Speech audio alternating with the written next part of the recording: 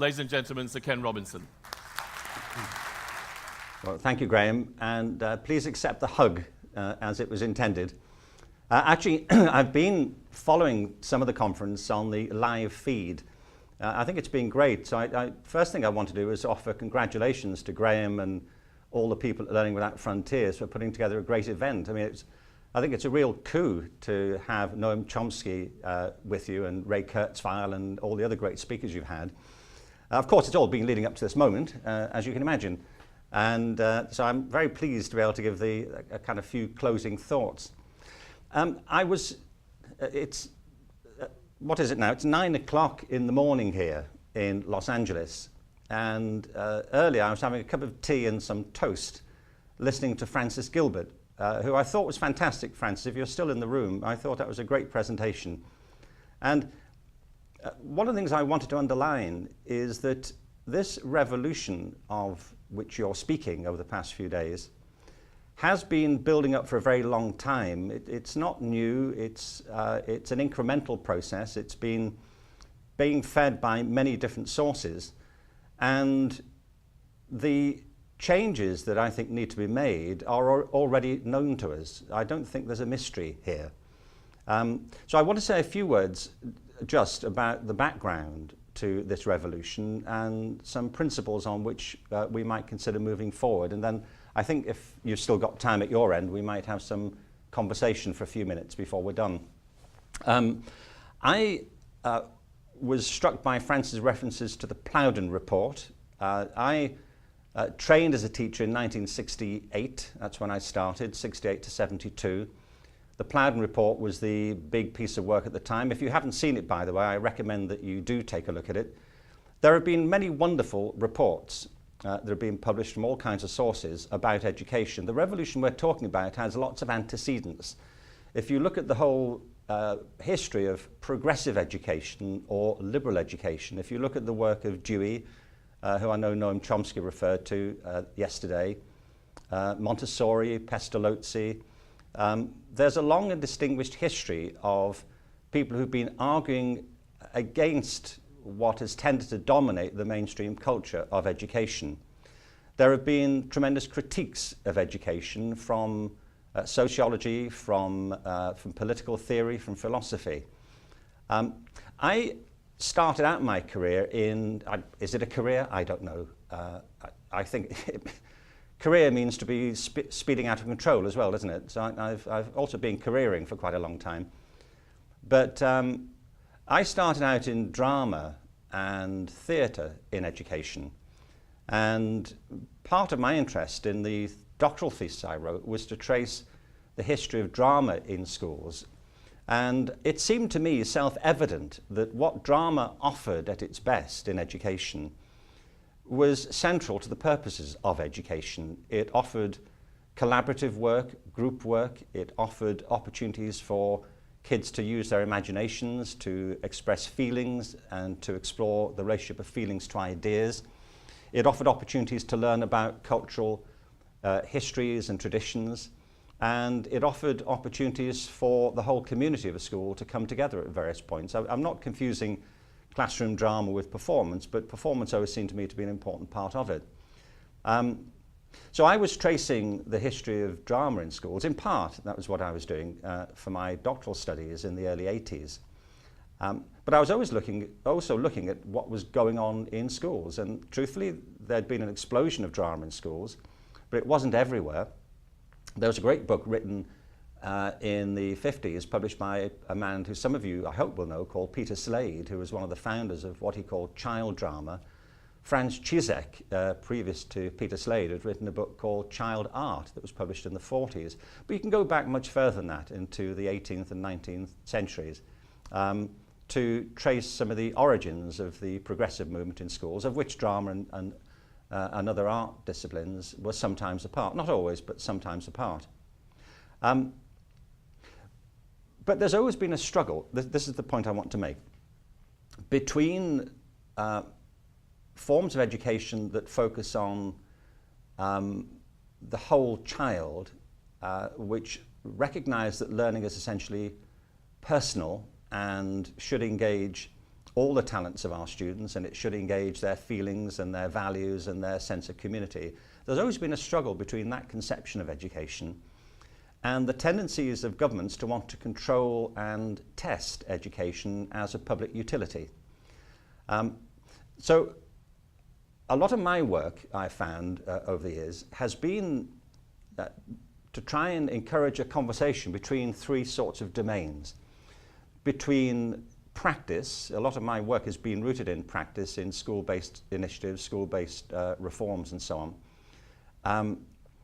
I worked in universities for years. I ran teacher training programs. I was very interested, Francis talking about some of the perils of teacher training, and he's quite right about it. I'll come on to that in just a minute. But my interest has always been in how to improve practice, because if it doesn't happen in practice, it's simply not happening. It has to happen in schools, in classrooms, or wherever learning takes place. A second big interest of mine has been to connect what's happening in practice with theory.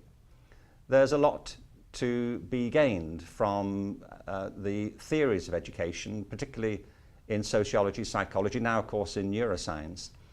And it sounds axiomatic to say that, but one of the problems I find is that practitioners, with a few exceptions, don't have time for theory. I don't mean they're intolerant of it or can't be bothered with it. They just don't have time. They're too busy. People who work full-time in theoretical fields can't keep up with the torrent of new initiatives, new papers, new books that come out. If you work in a university, if you get out of the research stream for more than a year, you'll be left behind. So it's hard to keep up with theory. So the problem is that practitioners don't have much time for theory. Theorists, on the whole, don't have much time for practice. They don't do a lot of it. I mean, they don't teach in schools, and so they don't know enough about practice. So theory and practice are the two big domains. The third is policy. I do believe we have to engage vigorously and actively in the policy debates and in the policy forum. The problem, as I say, is that theorists don't know a lot about practice very often, and practitioners don't have enough time for theory. A larger problem is that policymakers very often don't know much about either, to be honest. They don't seem to know a lot about practice, and they don't seem to involve themselves much in theory. In fact, a lot of politicians are self-consciously anti-theory. They think theory is a big problem. And we saw that in the attempts to make teacher education more utilitarian and more pragmatic. So this debate between theory, policy and practice is being continuous. And it's now, I think, being given an extra significance by two big trends that have been the centerpiece of the conference. One is technology, and you've had Ray Kurzweil here. Ray knows more about what's happening in technology than most people. You had the wonderful presentation just before the break from Microsoft, which I thought was terrific. Technology is driving everything. I don't quite agree. I wasn't able to hear the whole of Noam Chomsky's speech. I gather, and I'll read the transcript, so forgive me if I've got this wrong, but I think he was skeptical that the current scale of technological change really is as significant as the changes in the 19th century. I think he may be proved wrong on that. I think that a world that's being connected through information systems, which are becoming more flexible and more pervasive, more intuitive, is going to bring about changes which are at the moment almost inconceivable unless you happen to be Ray Kurzweil, who conceives them every day. Ray Kurzweil, as you know, is a great advocate of what he calls the singularity, which is the point at which information systems will merge with the human mind. Well, I think that's a bigger deal than the telegraph, honestly. I think if you've got extra gigabytes of memory intersecting with your amygdala, you know, that's quite a big shift. And I think it raises huge issues for personhood, for social morality, for what we consider it is to be a person, and certainly for education. I can't imagine of a bigger shift in human consciousness than the merging of our minds with information systems. And it may seem a slightly odd prospect, but even unrealistic. But, you know, if you'd said to the architects of the telegram or the telegraph that you would be sitting here now with tablet devices that can connect you to every published item in the world, and, well, I needn't to tell you what the iPad can do, but they'd have thought you were Captain Kirk, and indeed you are. So technology is a massive driver of change, and its consequences are completely unpredictable, and its course is unforeseen. By the way, when I say that, I don't mean to say that nobody knows how technology itself may evolve. What we can never tell is how technology plays against the culture, how people will use the technology, how they will... I mean, when Steve Jobs announced the iPad, for example, and the iPhone, they built in a facility for apps, but they could not have anticipated the range of apps that are currently available and the ones that are in progress. A great generative idea attracts the creative energies of people who weren't involved in the initial concept at all. And so the cultural applications really become tremendously dynamic and unpredictable. The second big driver that I know we've talked about at the conference is population growth, and this is quite new. We are heading towards 9, possibly 10 billion people on the planet. And on some calculations, that's a completely unsustainable number. It certainly is unsustainable if we propose to carry on behaving economically as we're behaving now and electing to try and feed people through the obscene process of fast food and industrial farming that are pillaging the planet. I mean, it's simply not feasible to continue along that course. So there has to be some radical shift here. And education is in the front line of the shift that we need to bring about. So this revolution's been building for a very long time. It's not new. It's not something that's happened since Michael Gove got his new job. And its antecedents, both positive and negative, are historical and deeply rooted, but the challenges are fresh. So I believe the need to accelerate the revolution has never been more important. So what's involved in that? Well, I think the first thing is that it's important not to think of educational change as linear or monolithic. What I mean is that no social change is linear. You can plan industrial processes that are linear. You can plan chemical and inert processes that are linear, or physical processes. But as soon as you get feelings involved, as soon as you get people involved, as soon as you engage with the culture, as soon as you involve aspirations and hopes and anxieties and uncertainties and different ways of seeing the world, as soon as you're talking about social change, it's never linear, never. It's unpredictable and it's dynamic. And this is both a challenge and it's also our opportunity. It seems to me that education has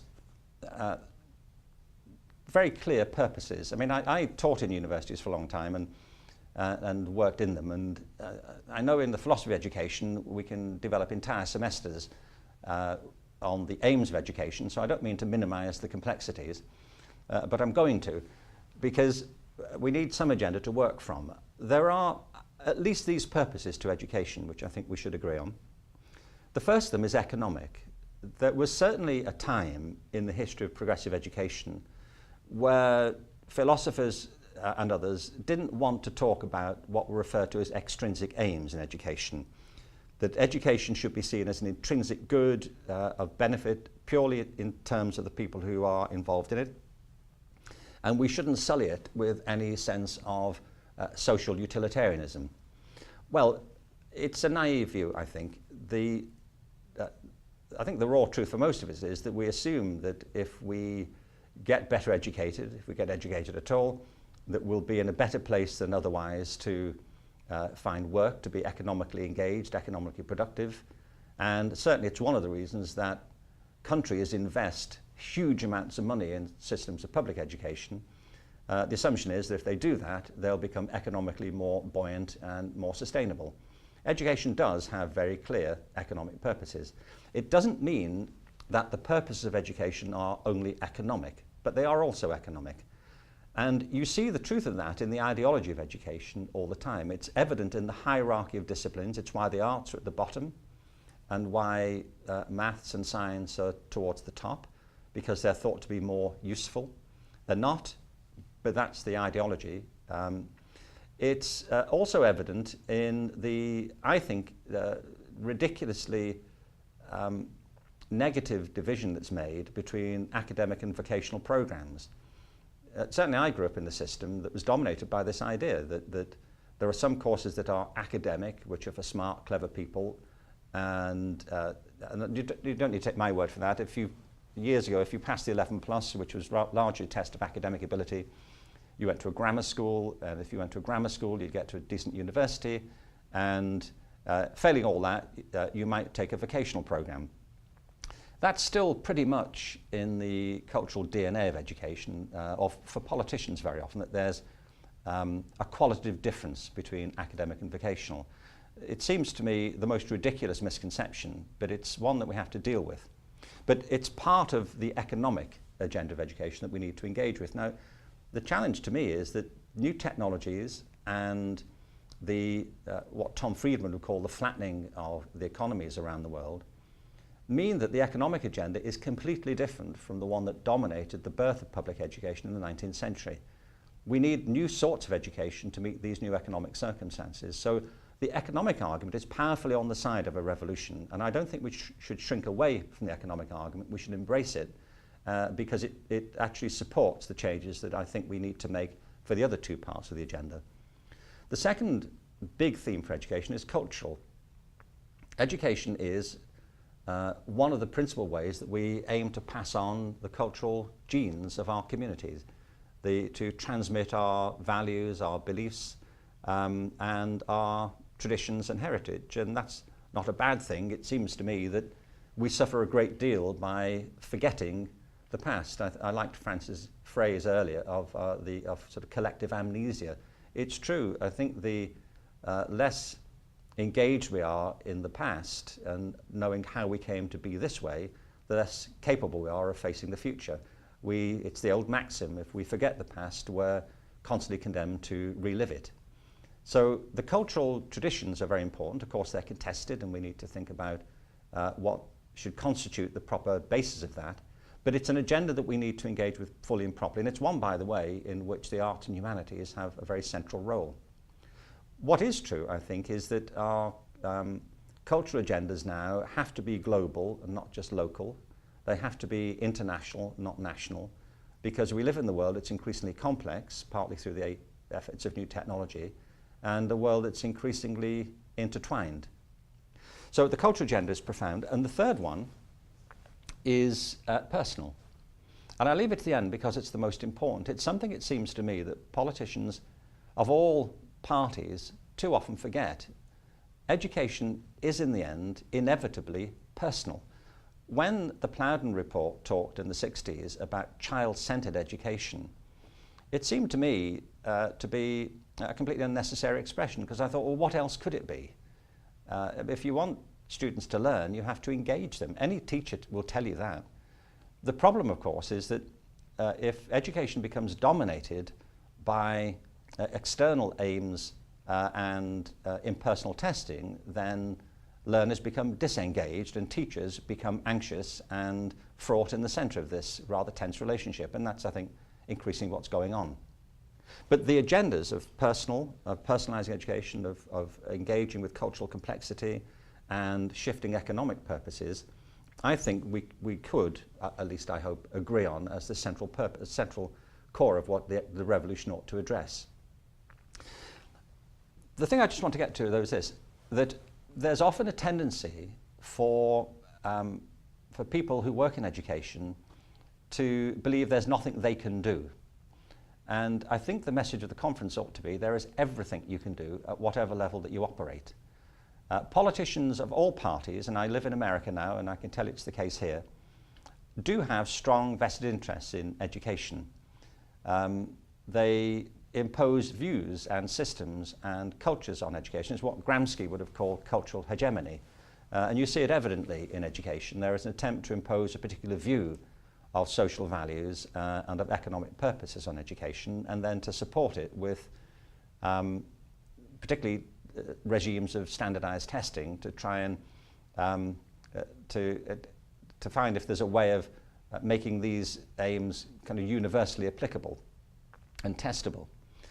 The good news, though, to me is this, that education is not monolithic, and as I said before, it's not linear.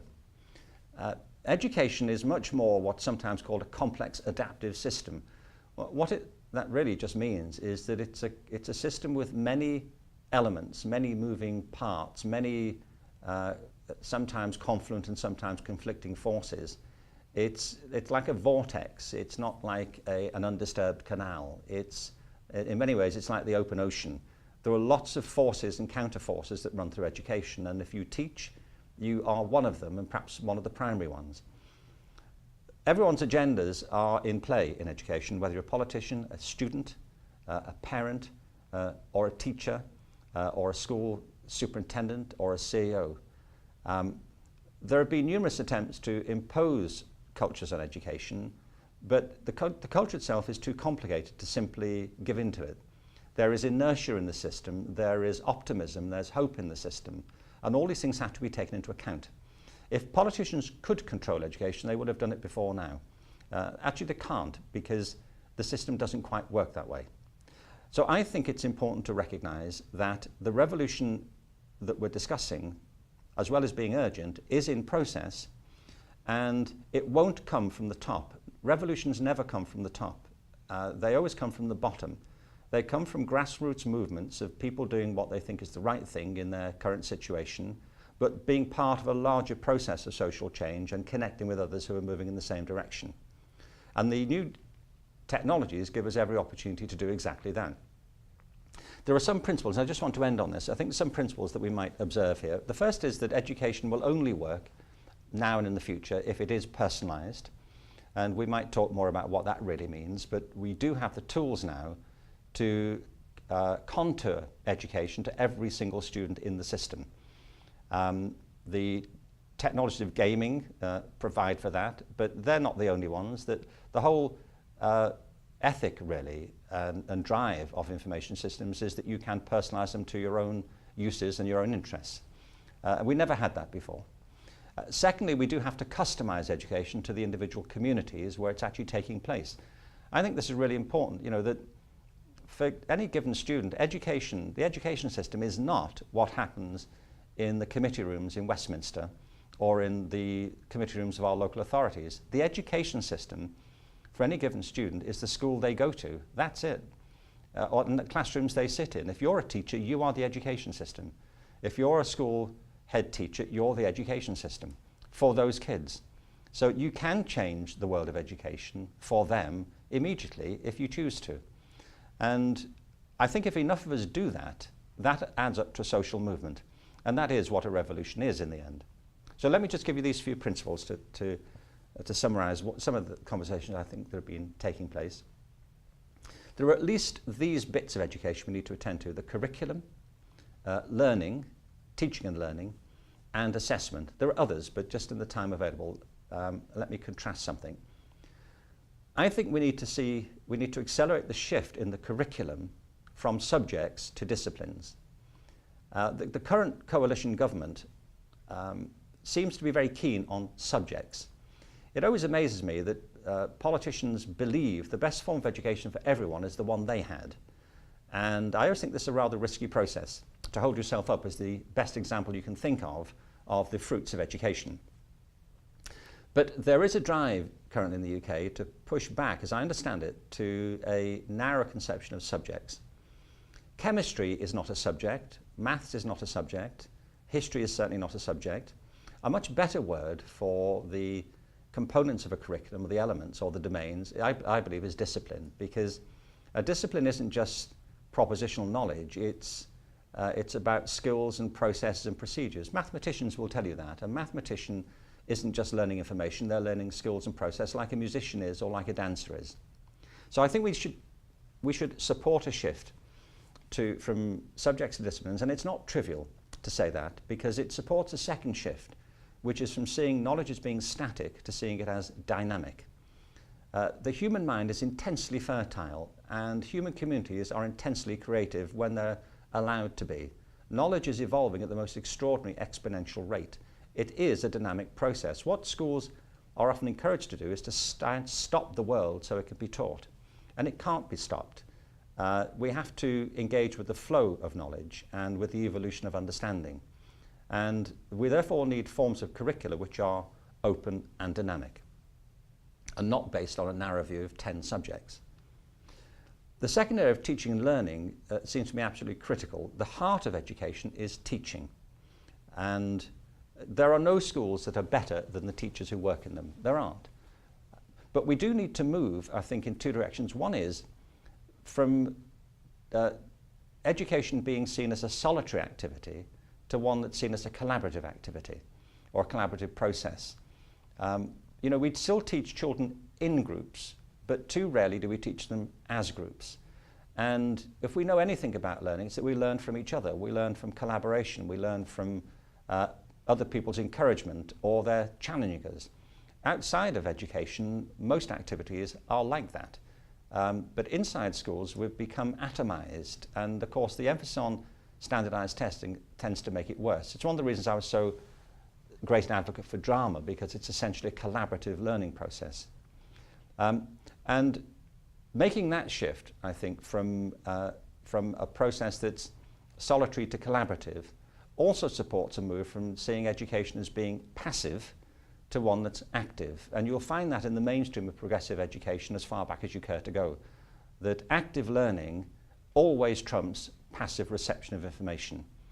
People learn better, they learn faster, they learn more effectively, they take things in at a deeper level, and it has a more profound effect on them. The emphasis on standardized testing has tended to encourage passivity and not activity. It's one of the reasons why I've been such a strong advocate of creativity in education. And the third shift is in assessment. I think we have to see assessment as moving from judgment to description. A lot of our assessment procedures are reductive in the extreme. I remember years ago talking to a girl who'd just done a 4-year program in dance, and I said, "What did you get out of it?" And she said, "I got a B." Well, you know, she did, you know, but that doesn't begin to capture what she really got from it. Just going back to Francis' point, that if you tell a teacher they're a 3, they think they're a 3 all year. And everything we know about teaching and learning is focused on the idea that we achieve best when our expectations are raised and when we are encouraged and supported. If we're branded, if we're stereotyped, people tend to play unwittingly to the stereotype. So we need forms of education, of assessment, which are descriptive and not judgmental. And we need forms of assessment that are empowering rather than disenfranchising. And what that really means, I think, are forms of assessment which focus on the complexities of learning rather than trying to reduce them to a single number or grade. They can be useful at times, but they don't at all meet, you know, the real needs of education. Well, I think, in short, that we don't have to start this revolution, it's already happening. We have to have confidence that we're part of the movement and not feel that we have to wait for somebody else to start it for us. I think if you're waiting for a government to start the revolution, you'll be waiting a long time. What governments always try to do is to adapt to changing circumstances, but they're too often fraught with short-term interests and objectives, with the next poll. And education is a long-term process which affects your students, your kids, you, and the people you work with right now.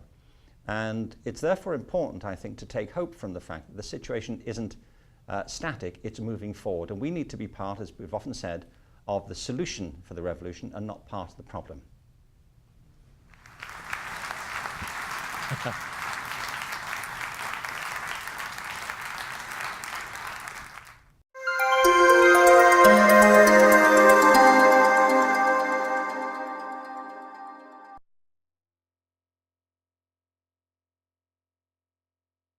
Kinds of sources about education. The revolution we're talking about has lots of antecedents. If you look at the whole history of progressive education or liberal education, if you look at the work of Dewey, who I know Noam Chomsky referred to yesterday, Montessori, Pestalozzi, there's a long and distinguished history of people who've been arguing against what has tended to dominate the mainstream culture of education. There have been tremendous critiques of education from sociology, from political theory, from philosophy. I started out my career in, is it a career? I don't know. I think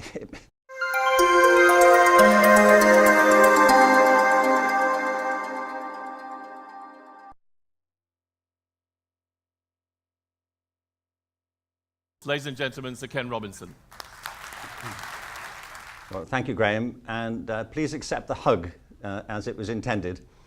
Actually, I've been following some of the conference on the live feed, I think it's been great. So first thing I want to do is offer congratulations to Graham and all the people at Learning Without Frontiers for putting together a great event. I mean, I think it's a real coup to have Noam Chomsky with you, and Ray Kurzweil and all the other great speakers you've had. Of course, it's all been leading up to this moment, as you can imagine. Changes that I think need to be made are already known to us. I don't think there's a mystery here. So I want to say a few words just about the background to this revolution and some principles on which we might consider moving forward. And then I think if you've still got time at your end, we might have some conversation for a few minutes before we're done. I was struck by France's references to the Plowden report. I trained as a teacher in 1968. That's when I started, 68 to 72. The Plowden report was the big piece of work at the time. If you haven't seen it, by the way, I recommend that you do take a look at it. There have been many wonderful reports that have been published from all, and so I'm very pleased to be able to give a kind of few closing thoughts. What is it now? It's 9 o'clock in the morning here in Los Angeles, and earlier I was having a cup of tea and some toast listening to Francis Gilbert, who I thought was fantastic. Francis, if you're still in the room, I thought that was a great presentation. And one of the things I wanted to underline is that this revolution of which you're speaking over the past few days has been building up for a very long time. It's not new, it's an incremental process. It's been being fed by many different sources, and the career means to be speeding out of control as well, doesn't it? So I've also been careering for quite a long time. But I started out in drama and theatre in education. And part of my interest in the doctoral thesis I wrote was to trace the history of drama in schools. And it seemed to me self-evident that what drama offered at its best in education was central to the purposes of education. It offered collaborative work, group work. It offered opportunities for kids to use their imaginations, to express feelings and to explore the relationship of feelings to ideas. It offered opportunities to learn about culture.